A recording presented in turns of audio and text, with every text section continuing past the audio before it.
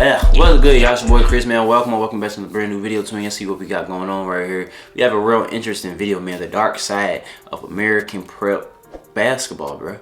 And if y'all don't know about prep hoops or anything like that, this is a perfect video for y'all. Man, I used to really want to go to a prep school. I could have actually went to a few, but I ain't gonna lie, those do be high. And I will say, in my case though, I would have to go live with a family or whatever around that time. But I'm actually glad, I'm glad where life is right now. Y'all see where we at. But I just want to let y'all know, man, I done dropped a brand new Valentine's Day video, vlog. Go check that out, man. It was a really good video. I've been getting good feedback on it too. I appreciate y'all, man, for it. But check it out down in the description. It's gonna be up there too at like the top or something. Go check it out though.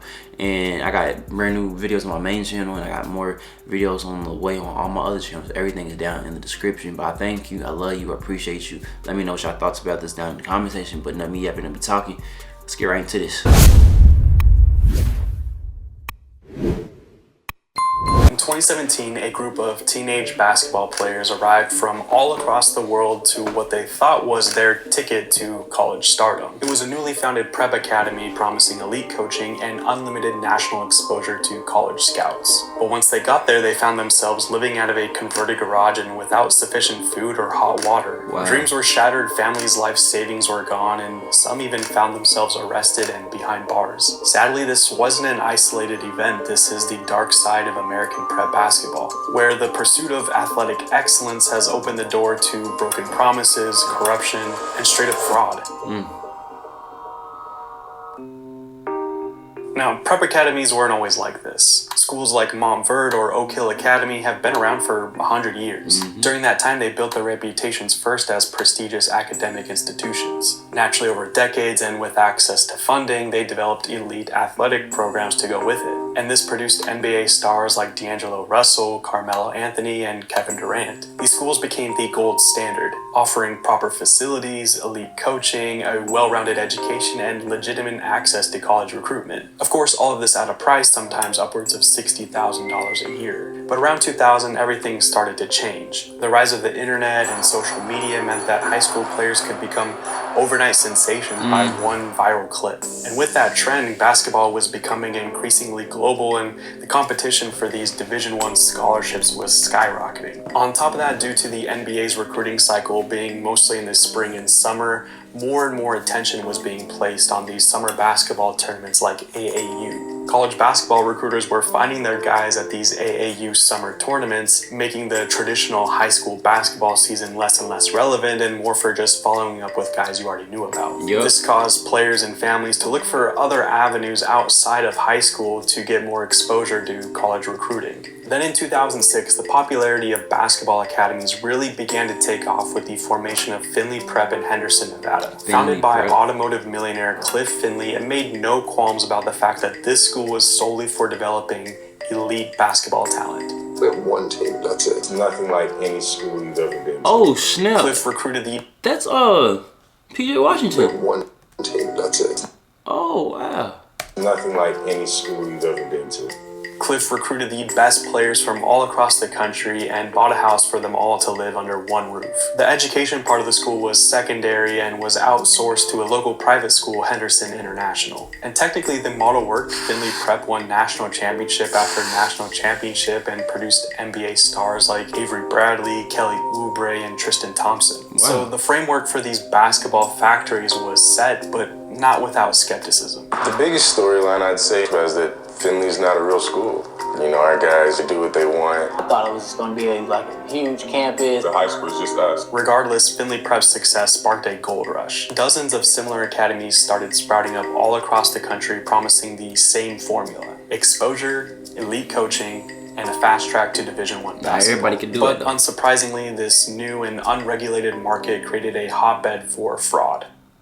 There are a lot of fly-by-night programs that's not accredited that can open up with a bag of money and say, hey, come here, an AAU program, and now let's go play a national schedule. So I get it. Well, it's a pretty novel high school basketball concept. Shannon Forest Christian School will play host to something called the 22 Feet Basketball Academy, which their goal is to compete against the likes of Oak Hill Academy and other national powers and develop not only basketball players but students in an area they found perfect.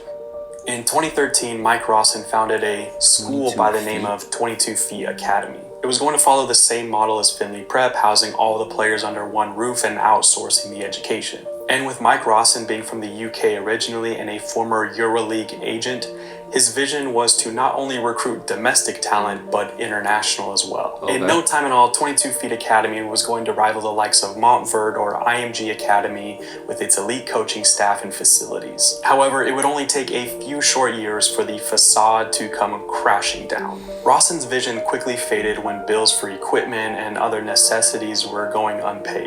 The converted garage that upwards of 10 players were living in at a time was becoming vermin infested, and these promised upgraded facilities were nowhere to be found. The situation only grew worse when the authorities discovered that Rawson and his wife were running a visa fraud scheme. The consequences were devastating, including the arrest and deportation of Turkish player Mumin Tunk. The indictment stated that Rawson did not require regular school attendance, allowed students to take online courses in violation of their visas, and allowed them to transfer repeatedly without being properly sponsored on an updated Form I-20. The Rawson duo was charged with defrauding the United States. Nobody seemed to know all the other things that were going on underneath the surface. It seems to be the students that are the ones that are hurting right now. That's why. Unfortunately, 22 Feet Academy isn't an anomaly. Across America, similar stories have been playing out. Unaccredited diploma mills churn out these fraudulent transcripts that often leave players ineligible to even play college basketball. Over and over again, we see these basketball factories closing without warning, leaving families without refunds and without many options. Even successful programs aren't immune. Even Finley Prep had to close its doors back in 2019. The tragedy of the situation is it's not the 5-star recruits destined for the NBA that are suffering the most. It's the families that are betting everything on their child's dream. Parents draining savings accounts or taking out loans to pay tuition, desperate for that promised exposure to college scouts. Too often they're left with nothing but debt and disappointment, and sometimes for these international students, deportation.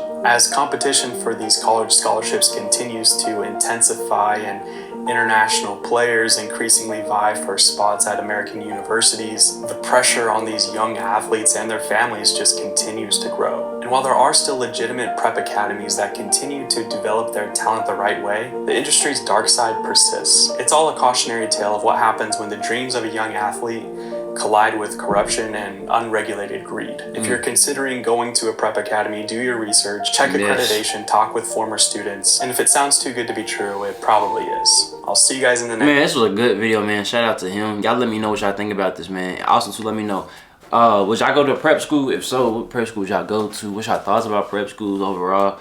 But hey, man, I think y'all love y'all. More videos gonna be like this on the way, man. And don't forget to be ready to follow all your dreams. Follow me on all my social medias. Everything will be down in the description. Check out that Valentine's Day vlog I have dropped. And yeah, your boy's out.